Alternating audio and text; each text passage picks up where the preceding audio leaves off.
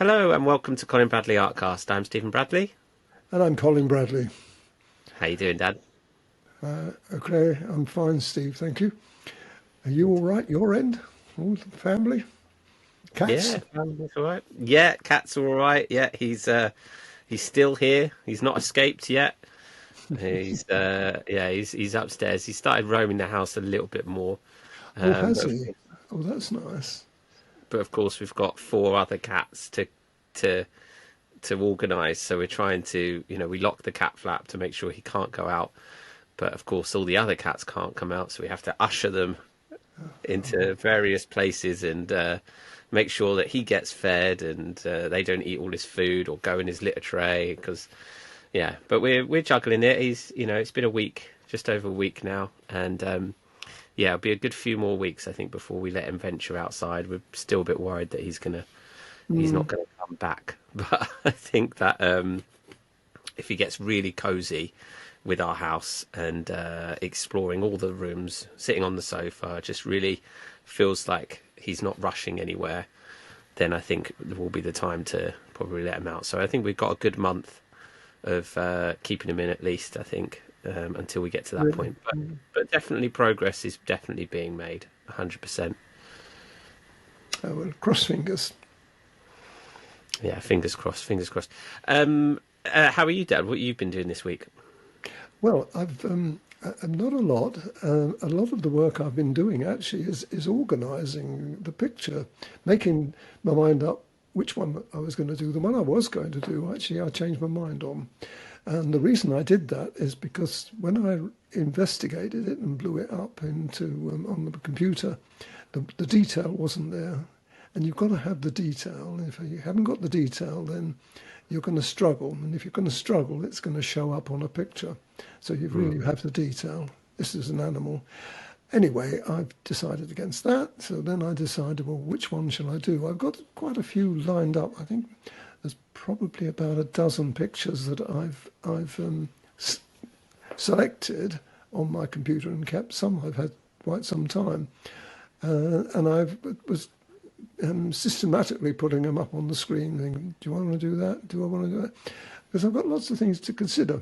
One is something different, something new, and that's not easy now. We've done just about everything, and so I've eventually decided on the one we're going to show today, and it's it. I thought when I first looked at it, I thought, is this going to be challenging enough? What it's going to be? It already is, because I'm making it so. You see what I mean? I'm putting things in it and taking things out, and it's going to be very interesting. But that does take some time, and I like to sleep on it. I get the idea, then I think, okay, well, I give that time to muster, and it does, and then I think, well, maybe we can do this, or maybe I can do that. So to actually come to the conclusion took a little while, but I'm there now, and I've started, as we're going to see. Excellent stuff, excellent. Before we touch on the picture that you've decided to do, and we'll show that on screen for everyone, we had a question come in, which I thought would be worth mentioning on the podcast. It's from Charles. And Charles asks, I was wondering if Colin has ever used a 400 grit sandpaper like you are. I've done a couple of impromptu landscapes using Faber-Castell pastel pencils, and I really like the effect. It burns up the pencils due to the extra roughness of the 400 grit, but it's very nice to paint with.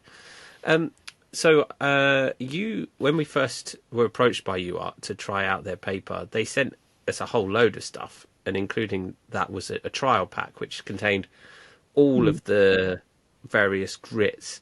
What were your experiences like using those? Because including in that pack was a 400 grit and a 200 grit and an 800 grit and all the ones in between. Well, I experimented on several of them. I haven't done the 400 one. I did the 600, and I found that to be too rough. It wasn't performing as I would expect it. So as you know, I've been using the 800, which is it's finer. It's more like pastel matte than the others. The others, and I think if you were a soft pastel artist, they'd be absolutely ideal. But when you're doing the kind of thing that I do, a little bit more precise, needing detail, needing sharp lines and this sort of thing, it's not easy on that to do it. So for me, no. But, I'm glad that people are trying different things. If it was more impressionistic pictures, then I think they would look really nice. But for what I'm doing, no. I mean, I love pastel, as you know, and I'm getting on so well with it, with the different... this, in fact, the one I'm doing now is on pastel mat again. And I think, had I done it on Ingres, it looked okay, but not perhaps, hopefully. We haven't finished it yet, so I don't know. But hopefully this is going to turn out to be really good, because you can, with the pastel mat paper, as with UArt, but more with pastel mat, you've got the ability to use the texture of the paper. I mean, I used to, when I did the Ingres, I used to use the texture of the paper, and that was very successful. But it had a tooth in it, which could be off-putting. But this pastel mat doesn't have that, so you don't have to fight the tooth sort of thing. And but it gives you an opportunity to give you a texture, which we're going to see later on. But if I'd have used the 600, it wouldn't have worked as well. And it does eat the pastel. I think Charles was saying that it eats it up. So you can imagine if you would end up with half a pencil, and that's a bit pricey, because a lot of that you're blowing away or dispersing. It doesn't go on the picture as it does with soft pastel, of course. Same thing happens there. That's why I've never really taken to that. I'm not mean, but I like my pencils to last a bit longer. So what? Sorry, Steve. What's the purpose of these 400 grits in terms of the soft pastel? Why do they work better with soft pastel then? It's simply a grip. It's like sandpaper. Now, sandpaper is very coarse, and it has to be to do the job it does.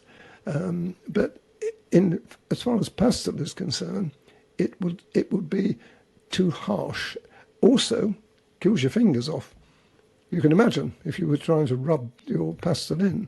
You can get away with it with pastel mat. I've never had a sore finger with pastel mat, but I did with UArt when I was using that. Even the 800, I found you've got to be careful, otherwise you'll take your finger, make it sore. And it's very important to me that I do that. So that's the main consideration, I think, the fact that the coarser the paper, the more it takes off, and the more you use up of pastel, and of course sore fingers. So that's the reason I do it. But I can understand people, if they want to try it, they're very welcome. Just beware of what I've just said. Great stuff. Well, thanks, Charles, for the question. It's a great question, and I'm sure there's lots of people out there that are using UArt. I know that it's really great for our American students, because UArt is an American brand, so they can get that a lot more cost effective than say Pastelmat. Okay, so let's show this picture that you've started this week. Let me just pull it up for us here. This is the first picture that we've got, which is sort of a your prep station, right? This is you setting everything out ready. Yes. Well, what you've got on the left-hand side, you have the picture that I've selected, and I've cut it down on my computer to what I think is a good composition. Picture on the right, you can see there's more of it. And there's another boat in there, and there's more of the Blue Peter Inn, which is the main focus of the picture. And also at the top, you see there's some trees, and it's a bit hit and miss. That I'm not quite sure what's going on up the top. So I thought, well, rather than put that in, I'll get rid of it. So as you can see, the picture on the left, I've cut that off at the top, leaving a little bit of sky. It's very important to have little bit of sky in, gives perspective and distance. and it brings those trees. Now, those trees, had I brought it down still further, those trees would have been lost. You can see very little detail on the trees. So that was the reason I did it, and I've honed in a little bit on the left-hand side of the picture. As you can see, I've cut a bit of that out. It's a question, really, of when you're looking at a picture, you're looking at the balance. You understand that? You've got to balance the picture. And what is your focus? Well, the focus here was the harbour and the Blue Peter Inn, which I've been to. I love it. And I've walked all around there. It's a beautiful place. This is in Polperro, by the way. I never mentioned that. And I did do a picture quite some time ago now, Polperro, on the members site. And I included this particular scene. But I wanted to do it because I thought there's so much to it. And of course, the water and the boat. And the other consideration you have, you know me and my 2/3 rule. I go for 2/3 rules. Well, you've got, if you look at the harbour wall, particularly, that's 1/3 of the picture. Then you've got the roof, the roofs at the top, that's another third. It's not quite, doesn't work out exactly, but the principle is there. So the other thing is, now if you look at the boat, that's right in the middle of the picture. I don't like that, really. I like to move to one side or the other. So you'll see in the next picture where I show the sketch that I've done, you'll see that boat has shifted across a bit. Do you want to move that over? Because I think I've done that. I'm going to talk about the paper as well in a minute. Yeah, let's show that one then. Let's show this boat moving along. Now, you see what I've done? I've shifted the boat along. I didn't like it where it was. It's almost in the 1/3 rule again. You know what I mean? 1/3 of the picture vertically. Not quite, but close. But you see how much better that actually looks than it does on the picture. Now, the photographer has got no chance. He can't say, excuse me, I'm just going to move that boat across there. Give me a better picture. But as an artist, we can do that. We can change them. And I think, well, I know it looks better where I put it. A couple of things too, if you look at it, you'll see there's the handrail. It's not easy to see this. You might be able, if you blew it up a bit, you'd see that handrail. Stops people from falling in the harbour. I've got rid of it. It was obscuring the picture, and I felt that by getting rid of that would help me. And it will. If you're going to go in on that you can see it now, that handrail. But you see, there's no handrail on the right-hand side of that, where that billboard is, on top of the harbour wall. And there's no there's no barrier on the other side, where the ladder is. So people could still fall in the water. It's not going to stop them. So the handrail, I think, is just surplus to requirements. And I got rid of it, as you can see on that. So the balance is better. Also, absence of people. Now, years ago, I went to a place in Croydon, to an art gallery there, to see whether they wanted to sell my work. They said yes, they would. But he said, one thing can I mention to you, that we don't like people in them. Your landscapes have got people in them. We don't really think that works very well. Well, I never really agreed with that. I've always liked to put people, as you know, on pictures. But when I was looking at this one, I thought, where am I going to put the people if I'm going to put them? I don't want them where they are on the picture at all. That's no balance there. So where do I put them? And I was humming and hawing. This is one of the things I was contemplating for a little while. Do I do people or do I not do people? But in the end, I decided I couldn't find a place where they were. On the original picture of Polperro I did, I had a couple of people going up that little alleyway, between the building, which leads very, very pretty area. It goes up to the cliffs, as you see at the back there, or the hills. But it would have obscured that too. So wherever I put the people, you're going to obscure areas. So I thought, okay, get rid of them. So there's no people, which is not a problem because you can easily, as you see on the sketch, it looks very nice, and I think it looks better without people, to be honest. Now, It's an interesting. I don't. Yeah, you don't often see you do a landscape without people in. no, no. And I wouldn't have done this without people. I don't think had I found. I mean, if you look at the two people there, if I was following the pictures, I could have moved those two people quite easily and moved them across or up the alley or wherever I put them. But wherever I put them, they wouldn't have worked. And the other two are just non-event characters, really. If I was going to use any at all, it would be the two people on the left-hand side, and older people, not me. Interesting. But the obvious place, as I say, not there because it obscures the steps, would have been to put them going up the alleyway. And but I didn't. In the end, there's so much to these pictures that, or that picture particularly, so much I'm going to get my teeth into. You know, at the moment I've just started out, and I think you're going to show the beginning. Now this picture that we're going to see now, literally, I did it about an hour ago, or I was doing it. It's taken a little while Wow. to do. Hey, there you go. Wow. That's fresh, hot off the press. Yes, it's definitely, yes. It's only about, well, it's a couple of hours old. I started the sky and the trees yesterday, but if you look at the picture, my picture, and you look at the picture on the left, how much different does it look? How much brighter, more clear, and I think it's going to look good when it's done.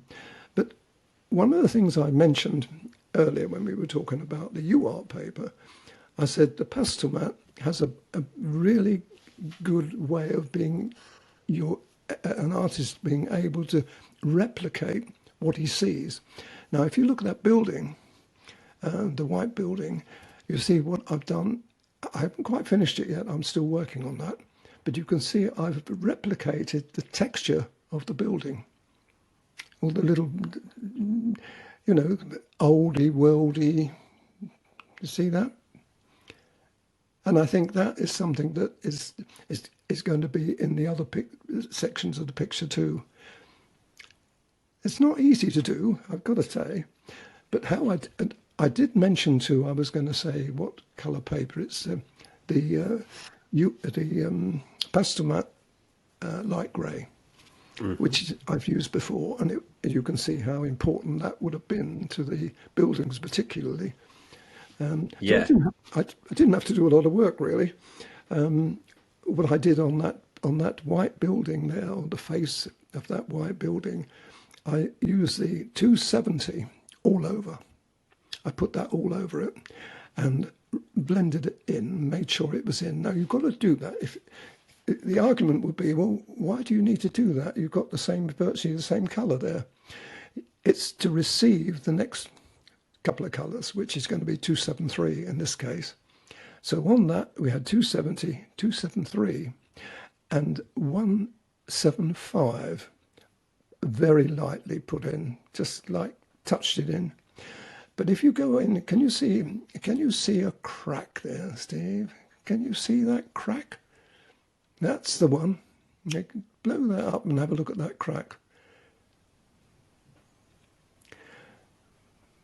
There you go. Now the poor people aren't going to thank me for this because there's no crack on the original wall. Why did I do that, do you think? Why did I put a crack in? There's no crack there, is there? But there is on Make it mine. interesting. Well, it's artistic license again. You know, I put that crack in, and what I did there, you see how realistic it looks too. One of the reasons I did, it continues into the shadow area. That's it. You're gonna get it now. We'll have a look at that blown up, and you'll see that it actually continues into that shadow area, you see. Now, had I not done that, I wouldn't have been able to do and get the effect that we've got on that. I think people will find this fascinating. Yeah, it certainly makes that section more interesting for sure. Like for what is quite a plain wall, you're adding a little bit of realism and a bit of That's right. interest. Well, I could have followed the photograph, you see, and what are those things? What are those wires and bits and pieces? I don't know what they are. I imagine one's a wire of some kind. But you see, if you put something like that in,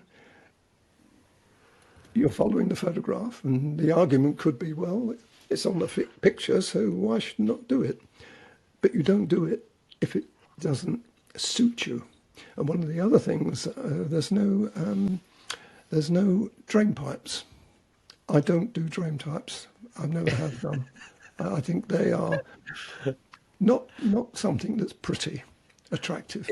That's really funny because it's in Colin's landscape world. There's no drain pipes and there's no safety rails, so you get a lot of damp and you fall in water. I'm afraid you do, yeah. But in photographs, you don't have to worry too much about that. You know. But it's interesting. I think it's interesting. I mean, I would have put that safety rail in if it had been more attractive than it was. If it had been a nice fence or something. But that's a pretty awful looking thing. Look at how it goes across the doorway as well. That's not I think it comes from the water and it goes up. I don't know what it is. It must be something important. But it's not there now. And I lost the billboard there as well. But again, it gives me an opportunity, you see, then, on that harbour pathway to make something of that, like I have done the building. You can make something of it. You can do something. You can make it, vary it. You can put all sorts of things. I don't know what I'm going to do yet. I haven't got there. But eventually I shall get there. It's great because you're having fun with it. This is what you're demonstrating, that people can have fun with their pictures and tweak things and change things and kind of do what they want. This is recent in my memory because I can still remember my narrative when I was talking about that building and the crack, and I was saying that it's going to take time. It's not a quick job. You have to keep doing a little bit more, add a little bit more, changing your mind. But as you get to the point where you think, I like that. I mean, I was tempted, and I still am tempted to put another crack in. That would really good. But I'm not sure I'll get away with that, but I might.